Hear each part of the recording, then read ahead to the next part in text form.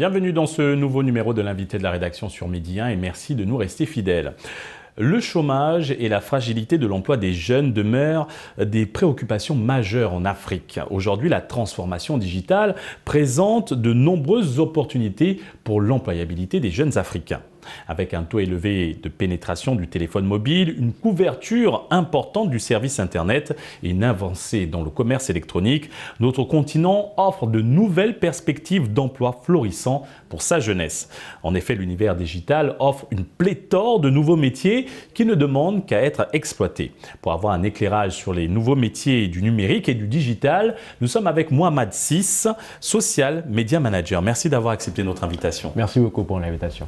Monsieur Ciss, aujourd'hui, quels sont les métiers issus du digital les plus cotés sur le marché du travail en Afrique et particulièrement au Sénégal? Alors, lorsqu'on parle du marché du travail, notamment dans le domaine du numérique aujourd'hui, on parle plus de tout ce qui est développement web, de tout ce qui est gestion de plateformes digitales globalement. Mais aujourd'hui, lorsqu'on parle de métiers qui sont cotés, on parle plus des développeurs web parce que la Covid nous a montré qu'il y a un besoin réel de digitalisation de tout ce qui est notamment besoin des entreprises. L'autre aspect à savoir, c'est qu'aujourd'hui, les entreprises ont besoin d'avoir une présence web pour exister. Pourquoi exister? Parce que lorsqu'on a, par exemple, une épidémie comme la Covid, il va falloir continuer ces activités. Et pour continuer ces activités, il faut trouver les personnes là, ils passent déjà le plus clair de leur temps, ce sont les plateformes digitales. Chaque citoyen, où est-ce qu'il soit, au Sénégal ou en tout cas dans notre pays, il a accès à un smartphone, il a accès à Internet. Vous l'avez dit tout à l'heure, la pénétration d'Internet aujourd'hui en Afrique a beaucoup évolué. Donc le fait aujourd'hui d'avoir un site web par exemple est très utile pour les entreprises, pour les entrepreneurs ou bien pour les porteurs de projets parce que ça leur permet d'avoir une visibilité beaucoup plus élargie au niveau des populations. Pourquoi est-il si important pour la jeunesse, malgré le domaine d'activité qu'elle choisira, de toujours avoir une connaissance approfondie dans les outils digitaux, pardon? Alors, pourquoi cela est important pour la jeunesse? C'est assez compréhensible. Aujourd'hui, il va falloir avoir des compétences annexes par rapport à divers domaines d'expertise, notamment ceux relevant du digital. Que vous soyez entrepreneur, que vous soyez ingénieur, quel que soit votre domaine d'expertise aujourd'hui, avoir une connaissance approfondie sur certains métiers du digital vous permettront de vous démarquer. Et se démarquer aujourd'hui et avoir des connaissances et compétences dans le digital vous permettra de sortir du lot, notamment dans certains domaines spécifiques, et surtout de pouvoir montrer à une entreprise X qu'au-delà du fait que vous soyez compétent dans votre domaine de base d'expertise, vous avez un complément de formation qui pourra permettre à l'entreprise de pouvoir évoluer dans le bon sens et également d'exister au-delà même de tout ce qui pourrait avoir lieu comme point de début. Donc c'est un plus pour le profil que souhaite avoir l'entreprise, mais également c'est un plus pour l'entreprise qui décide en tout cas de recruter quelqu'un. Parlons à présent du commerce électronique. Est-ce vraiment un pilier de ce nouvelle opportunité d'entrepreneuriat pour le continent? Bien évidemment, aujourd'hui, l'Afrique a été disrupteur sur pas mal de choses. Lorsqu'on regarde ce qui a conduit à la création, par exemple, de WhatsApp Business, c'est parce que tout simplement, il y a eu des personnes qui se sont levées au bonjour et ont commencé à poster des stories avec des produits ou bien des services qu'ils proposent. Donc, c'est ce qui pousse un tout petit peu les créateurs de ces plateformes-là à réfléchir sur les voies et moyens pour mettre en valeur des activités commerciales en ligne. Et le e-commerce aujourd'hui peut être un des tournants majeurs du continent. Pourquoi? Parce que chacun dans son pays peut mettre en valeur son expertise, proposer des produits ou des services par rapport à des besoins identifiés et pouvoir les livrer, par exemple s'il s'agit de produits, à n'importe qui partout dans le monde, tout en ayant juste une présence sur le web. La révolution 4.0 est en marche, avec elle également le métaverse qui vient de faire son apparition avec son univers virtuel. Quelle opportunité d'emploi pourrait offrir cette révolution technologique aux jeunes du continent? Alors, lorsqu'on parle de révolution technologique aujourd'hui, on fait plus souvent référence à la naissance de nouveaux métiers. Et évidemment, les nouveaux métiers qui naissent donnent de nouvelles opportunités. Et pour qu'il y ait ces nouvelles opportunités-là, il va falloir que tous ces jeunes-là qui aspirent un peu à travailler dans ces nouveaux domaines d'expertise, qu'ils soient formés, mais qu'ils aient, au-delà de la formation, qu'ils aient l'expertise en fait de pouvoir exercer dans ces domaines-là.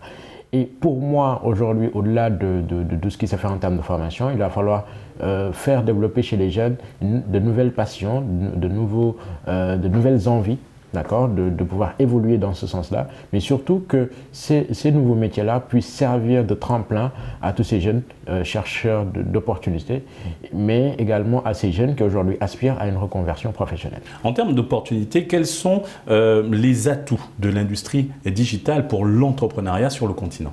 Alors, en termes d'atouts aujourd'hui, l'entrepreneuriat digital surtout permet à tout un chacun de pouvoir créer son domaine d'expertise, sans pour autant qu'il y ait besoin qu'il y ait une formation de base typique ou bien une formation académique. Donc aujourd'hui, lorsqu'on parle d'opportunités dans le digital, on parle plus souvent de tout ce qui pourrait améliorer le cadre de vie un peu des populations, tout ce qui pourrait améliorer l'accès à des services sociaux de base. Par exemple, on regarde ce qui se fait en termes de dématérialisation de tout ce qui est procédure administrative, tout ce qui se fait en termes d'accès au financement de base avec les wallets qui sont proposés, tout ce qui se fait aujourd'hui pour améliorer un tout petit peu en tout cas le quotidien des populations. Donc pour moi, l'idéal serait d'être focus sur comment répondre à des besoins existants et qui demandent des solutions novatrices mais disponibles dès à présent. Aujourd'hui, beaucoup de jeunes souhaitent devenir des influenceurs depuis l'émergence des réseaux sociaux. Cette activité peut-elle être considérée aujourd'hui comme un réel travail?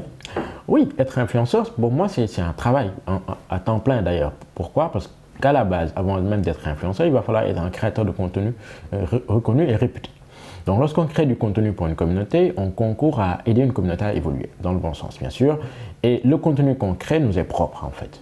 On crée du contenu, c'est ce qui conduit un peu les marques, les entreprises ou bien les personnalités publiques à chercher à nous rejoindre ou bien à nous embarquer dans leur campagne de communication ou bien dans leur campagne commerciale pour élargir le niveau d'action ou bien le champ d'action un peu de l'entreprise, des marques ou du produit ou du service. Aujourd'hui, si on parle d'un influenceur, c'est parce que le créateur de contenu est en mesure de créer un déclic chez sa communauté et de pouvoir conduire à des actions d'achat par exemple. Et vous, Mohamed Ciss, en tant que social digital manager, vous considérez-vous dans cette catégorie de personnes dites influenceurs? Alors moi je me considère comme quelqu'un qui crée du contenu, je suis un créateur de contenu. Maintenant, dans le cadre de cette création de contenu-là, il peut arriver effectivement que je déroule des campagnes de sponsoring à destination de marques, ou bien des campagnes aujourd'hui qui devraient concourir à informer la masse sur un produit ou bien un service. Cependant, la façon dont moi je le fais pourrait être différente d'une autre personne et le caractère que pourrait revêtir un créateur de contenu sur de l'influence ou pas dépend essentiellement de l'impact qu'il aura par rapport à sa communauté. La création, la diffusion et la distribution de contenu en ligne est en passe de ringardiser l'utilisation de la télévision classique. Est-ce aussi un secteur à fort potentiel pour la jeunesse et quels sont les métiers que propose concrètement ce secteur? Alors, ce secteur aujourd'hui est en pleine évolution. On parle de l'évolution un peu de tout ce qui est streaming. La télé est devenue pas obsolète, mais aujourd'hui le streaming est devenu un complément de tout ce qui se faisait de façon classique. On peut accéder à n'importe quel type de contenu en temps réel. On peut rattraper des émissions télévisées ou bien des programmes télévisés qui nous ont échappé. Donc c'est un nouveau monde pour nous, mais également c'est un monde en pleine mutation et en pleine évolution. Donc il va falloir être au taquet par rapport à tout ce qui est évolution, mais également s'adapter ou bien tout simplement disparaître. Intéressons-nous maintenant aux jeux vidéo, une industrie qui ne connaît pas la crise, l'une des plus florissantes du secteur technologique et du divertissement, qui génère chaque année des milliers d'emplois dans le monde, mais l'Afrique est en reste de cette industrie. Comment changer la donne selon vous? Alors, pour changer la donne par rapport à tout ce qui est jeux vidéo, etc., c'est simple, il va falloir faire comme au Sénégal avec Solo Sport Club, par exemple, aujourd'hui, qui forme des jeunes, mais également qui contribuent à la création de valeur dans ces domaines, ces nouveaux domaines-là, aujourd'hui, pour notre jeunesse. Donc, il y a des organisations qui sont en train de se mettre en place. Il y a aujourd'hui des jeunes qui aident d'autres jeunes à évoluer dans ces domaines-là. Et pour moi, si cela se fait dans chaque pays de notre continent, l'évolution sera massive et sera visible. Et aujourd'hui, y a-t-il des métiers que l'on pourrait appeler des professions d'avenir dans le secteur du digital? Alors oui, il y a évidemment des professions d'avenir, mais cependant, ce qu'il faut savoir aujourd'hui, c'est tout ce qui se fait en termes de technologie, tout ce qui se fait par des personnes en tout cas qui agissent derrière la caméra ou bien derrière tout ce qui est ordinateur ou tablette, etc., peut se faire par une machine. Donc on pourrait éventuellement parler de métiers d'avenir, cependant, il va falloir être au taquet par rapport à tout ce qui est évolution et également s'adapter en fonction de l'évolution mondiale de tous ces domaines d'expertise. Et merci à vous d'avoir suivi cette émission. Très bonne suite des programmes sur Média.